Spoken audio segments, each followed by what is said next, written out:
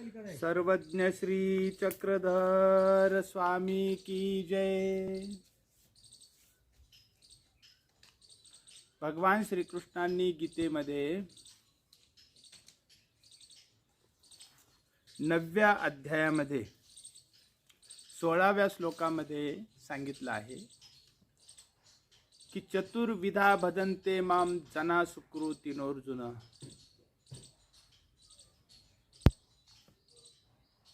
अर्थो जिज्ञासुरर्थार्थी ज्ञानीच भरतर्षभ। 4 प्रकारचे भक्त माझी भक्ती करतात।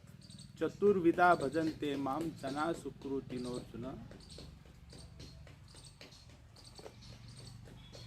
अर्थो जिज्ञासुरर्थार्थी ज्ञानीच भरतर्षभ।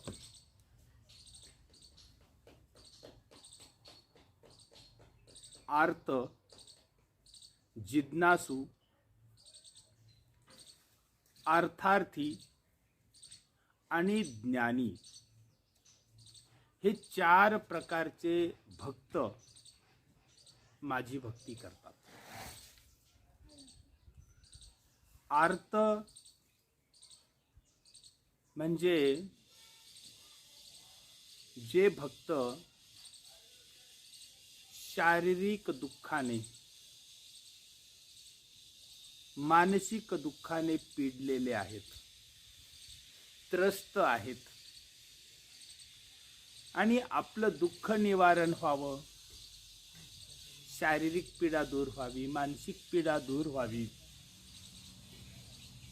या भावनेने परमेश्वराची भक्ती करतात।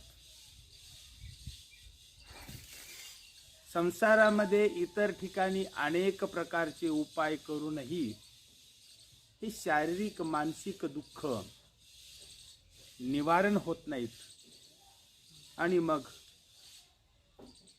मोठ्या अपेक्षेने ते परमेश्वराकडे येतात आणि परमेश्वराची भक्ती करू लागतात।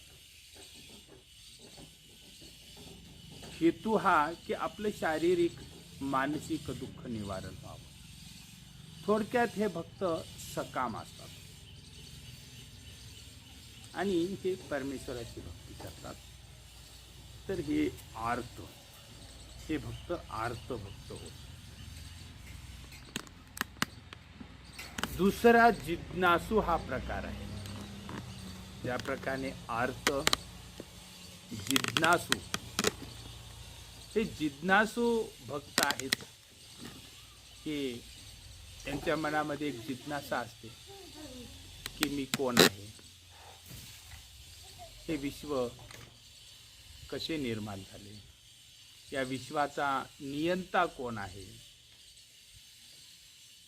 हे पशु पक्ष, झाडं झुडपं, वृक्ष, नद्या, पर्वत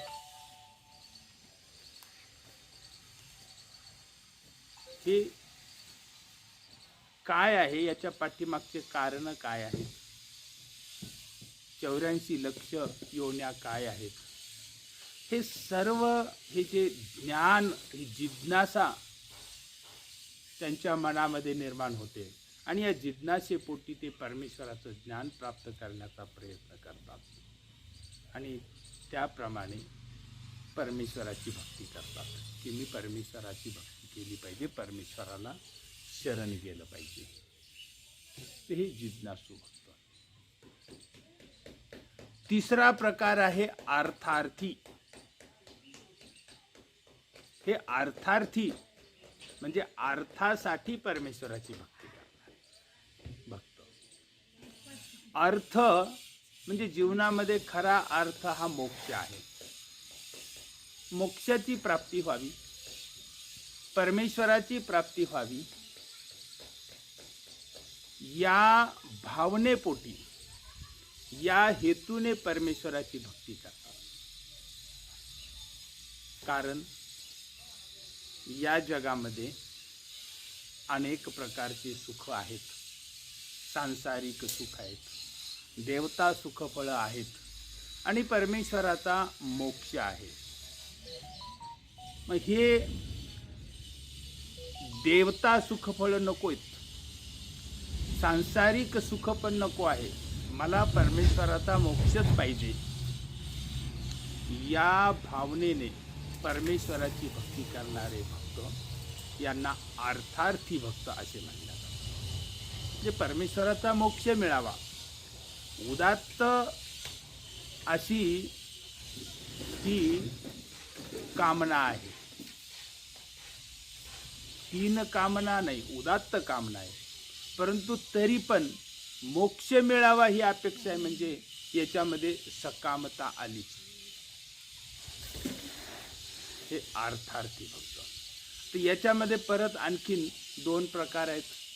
परमेश्वराचा मोक्ष मिळावा म्हणून भक्ती करतात, आणि जो संसारामधले सुख मिळावेत, धन मिळावं, संपत्ती मिळावी, मान मिळावा, वैभव मिळावं, राज्य मिळावं, हे सांसारिक क्षणभंगूर तुच्छ अशी कामना करणारे हे अर्थार्थी.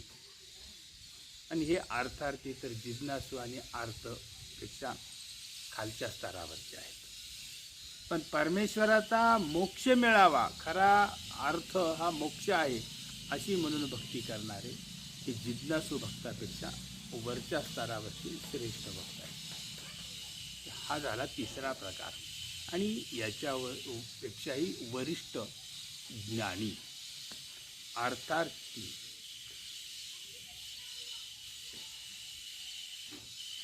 अर्थार्थीच्या नंतर आहे ज्ञानी भक्त. आणि हे ज्ञानी भक्त यांना परमेश्वराचं ज्ञान झालेलं असतं.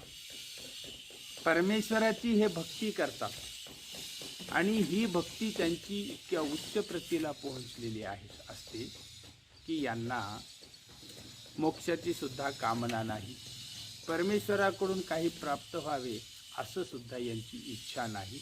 फक्त माझं कर्तव्य आहे, मी परमेश्वराचा दास आहे, परमेश्वर माझे ईश्वर आहे, परमेश्वर माझे मालक आहे, या भावनेनं भक्ती ज्ञानी लोक भक्ती करतात. कारण हे पूर्ण ज्ञानाला प्राप्त झालेले असतात.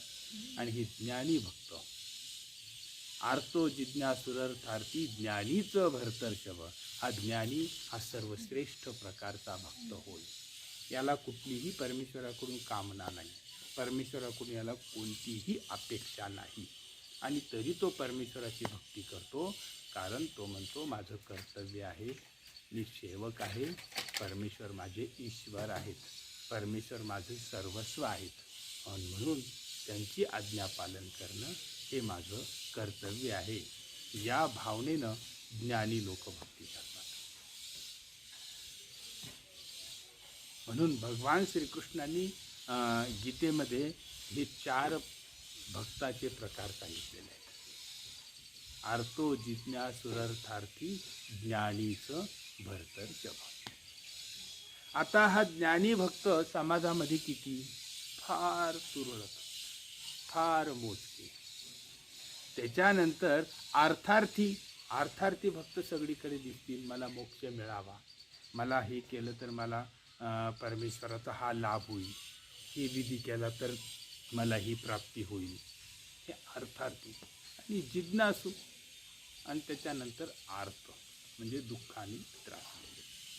समाजाचा विचार केला असता समाजामध्ये 90% भक्ती हे आर्त भक्ती होय. सांसारिक दुःख, मानसिक दुःख, या दुःखाने पीडलेले लोक भक्ती मार्गाला लागतात. आणि असे हे 80% लोक आहेत. 80 ते 90% लोक आहेत. आणि 90% लोक मानसिक आणि सांसारिक दुःखापासून निवृत्ती व्हावी, इतर ठिकाणी होत नाही, ते परमेश्वराच्या ठिकाणी होईल, या भावनेने परमेश्वराकडे आलेले हे आर्त भक्त होईल. इथून तिथून सगळीकडे हे आर्त भक्त आपल्याला मोठ्या प्रमाणामध्ये आढळतात. आणि हे आर्त भक्त संसारामध्ये त्यांना वेगवेगळ्या प्रकारच्या पीडा असतात, व्यथा असतात, अनेक अडीअडचणी असतात. आणि मग हे पूर्ण व्हाव्या म्हणून हे आर्त भक्त परमेश्वराकडे येतात. पण यांचा हेतू फक्त एकच असतो की आपलं सांसारिक दुःख निवारण व्हावं आणि आपल्या मानसिक पीडा दूर व्हाव्यात. आणि मग कधी कधी यांच्याकडे धीर नसतो आणि मग त्यांना वाटतं की हे तात्काळ व्हावं. आणि मग कधी कधी आसपासचे जे त्यांचे नातेसंबंधी असतात, शेजारी पाजारी असतात, मित्र वगैरे असतात, आणि ते त्यांना सांगतात की तुम्ही अमक्या अमक्या देवतेकडे जा, तमक्या तमक्या देवतेकडे जा, तिथं जाऊन तुम्ही असं शांतिक पुष्टिक करा आणि मग तुमचं ते शांतिक पुष्टिक निवारण, दुःख निवारण होईल, तुम्हाला सुख मिळेल. अशा प्रकारचं सांगितल्यामुळे हे आर्त प्रकारातील भक्त आणि विकल्पाकडे जाण्याचा संभव असतो. मग हे विकल्पाकडे जाऊ शकतात. त्यांचा हेतूच हा असतो की सांसारिक दुःखातून निवृत्ती. यांना अर्थार्थी म्हणजे मोक्ष, जिज्ञासा, ज्ञान ह्या 3 प्रकारामध्ये रस नसतो. आणि मग असे अर्थार्थी भक्त, आर्त भक्त यांना परमेश्वर धर्मामध्ये वासनिकामध्ये 80 ते 90% ह्या आर्त भक्ताचा समावेश असतो. याला कोमळ वासनिक असं म्हणल्या गेलेलं आहे. याला कोमळ वासनिक असं म्हणलेल्या गेलेलं आहे. आणि हे कोमळ वासनिक सांसारिक दुःखाने पिडल्यानंतर कधी कधी देवता विकल्पाला शरण जाण्याची शक्यता असते. त्यांना जर सांगितलं की परमेश्वराचा मोक्ष मिळविण्यासाठी भक्ती करा, जिज्ञासू अर्थार्थी म्हणजे खरा अर्थ जीवनामध्ये परमेश्वराचा मोक्ष मिळविणे आहे आणि त्या मोक्ष मिळविण्यासाठी भक्ती करा म्हणून किती ज्ञान निरूपण केलं. किंवा जिज्ञासेपोटी मी जीव आहे, परमेश्वराची भक्ती केली पाहिजे, हा जन्म मिळालेला आहे, जिज्ञासा ह्या प्रकारामध्ये पण त्यांना ते बसत नाहीत. त्याच्यानंतर अर्थार्थी या पदामध्ये बसत नाहीत ते. आणि ज्ञानी म्हणजे मला परमेश्वराकडून काही नको, फक्त परमेश्वराचं भक्ती करणं हेच माझं कर्तव्य आहे, मी सेवक आहे, परमेश्वर मालक आहे, ह्या भावने उच्च प्रतीची भक्ती त्यांच्या आवाक्यात नसते. असे हे कोमळ वासनिक आणि हे 80 ते 90% हे आहेत सर्वत्र. कारण 100 माणसामागे 90 लोक हे आर्त म्हणजे सांसारिक दुःखापासून, मानसिक दुःखापासून निवृत्ती व्हावी, हे दुःख नाहीसं व्हावं आणि आपल्याला धन संपत्ती आरोग्य लाभावं या भावनेनं भक्ती करणारे लोक 90% आहेत. आणि मग अशा भक्तांना, मग यांच्यावरती कधी दुःखद प्रसंग आला तर ते त्या निमित्ताने ते देवतेला पण शरण जाऊन ईश्वर धर्मापासून दूर जाऊ शकतात. मग त्यांच्यासाठी काय तर सर्वज्ञ श्री चक्रधर स्वामींनी सांगितलेलं आहे की कर्म धर्म विधी विखो परित्यजोनी परमेश्वरा शरण रे गावे. हे सर्व सोडून परमेश्वराला शरण जावं. परंतु या आर्त भक्तांना धीर नसतो. ते देवता विकल्पाकडे पण जाऊ शकतात, कुठले देवतेचं शांतिक पुष्टिक करून. मग अशा प्रसंगी शास्त्रकारांनी ह्या वचनावरती भाष्य करताना सांगितलेलं आहे. भाष्यकार म्हणतात, ऐसाही करणेची पडले म्हणजे शांतिक पुष्टिक. एखादं दुःख आहे, संकट आलेलं आहे, मग त्याच्यासाठी शांतिक पुष्टिक काहीतरी धर्म विधी करून शांती करायची असेल, ऐसाची करण्याची पडले तरी यथीचाची करू का. म्हणजे यथीचा विकल्प म्हणजे स्थान भिक्षुक यांच्या ठाई जाऊन हा विधी करावा. म्हणजे पारायण करावे, जप करावे, नवस करावे, तीर्थस्थानाला विडा अवसर करावा, साधू संतांना अन्नदान करावे, कुणी स्मरणाला बसवावे कुणा साधूला. अशा प्रकारे जे काय करायचं असेल ते इथलंच करावं. सकाम करायचं असलं तरी परमेश्वर मार्गीतच करावं, स्थानापाशी जावं, भिक्षुकांकडे जावं आणि शांतिक पुष्टिक करावा. हा यथीचा विकल्प आहे, परंतु हा विकल्प दैवरातीचा विकल्प करावा, परंतु देवता विकल्प करू नये असं शास्त्रामध्ये सांगितलेलं आहे. आणि म्हणून जे आर्त प्रकाराचे भक्त आहेत यांच्यासाठी, यांना सांसारिक दुःखामध्ये धीर धरवत नाही, यांना मानसिक शारीरिक दुःखाची पीडा सहन होत नाही आणि त्यामुळे ते देवतेकडे जाऊ नयेत म्हणून महानुभाव पंथामध्ये तीर्थस्थानाच्या ठिकाणी यात्रा भरल्या जातात. दरवर्षी लोक यात्रेला जातात, खेटा करतात, तीर्थस्थानाच्या ठिकाणी नारळ बांधतात, विडा अर्पण करतात, तीर्थस्थानाला उटी करतात. अशा पद्धतीनं त्या ठिकाणी नंदादीप लावतात. अनवाणी पायाने तीर्थस्थानाच्या यात्रेला जातात, दंडवत घालत घालत यात्रेला जातात, परिक्रमा करतात. हे सर्व तीर्थाच्या ठिकाणी, स्थानाच्या ठिकाणी, भिक्षू स्थानाच्या ठिकाणी केल्या गेलेला हा शांतिपुष्टिकाचा हा युतीचा विकल्प आहे. आणि हा युतीचा विकल्प करावा. परमेश्वराच्या ठिकाणी काय पाहिजे असेल ते मागावं. कनाशी येथे एक ब्राह्मण श्री चक्रधर स्वामींच्या समोर येऊन बसला आणि स्वामी म्हणाले, तुम्हाला काय पाहिजे मागा. त्यावेळेस तो ब्राह्मण निपुत्रिक होता, दरिद्री होता, वयोवृद्ध होता. स्वामी म्हणाले, काय पाहिजे. त्यावेळेस तो म्हणाला, जी सुनेच्या हाताने ताक भात द्या, म्हणजे मला आयुष्य बी द्या, दूध दुग्ध म्हणजे समृद्धी पण द्या, आणि पुत्र पण द्या. तो निपुत्रिक होता. सोनेच्या हाताने ताक भात खायला मिळावं म्हणजे आयुष्यही मागितलं त्यांनी, पुत्रही मागितला, आणि सुख म्हणजे समृद्धी संपत्तीही मागितली त्यांनी. त्या पद्धतीनं त्यांनी सांसारिक जीवनातील हे सुख मागितले. परमेश्वर ते सुख देतात, आणि म्हणून जे काय मागायचं असेल ते परमेश्वराच्या ठिकाणी मागावं.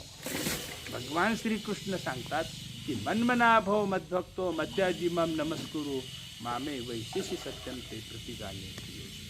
हे अर्जुना, मनमना भव, माझ्याच ठिकाणी मन ठेव, माझीच भक्ती कर, माझीच उपासना कर, जे काही करायचं असेल ते मलाच सर्वस्व मानून कर.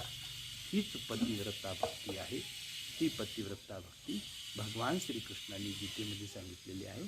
आणि महानुभाव पंथ या पतिव्रता धर्माचं आचरण करून भक्ती करत असतो.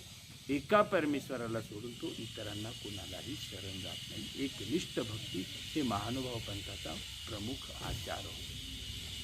सर्वज्ञ श्री चक्रधर स्वामी की जय.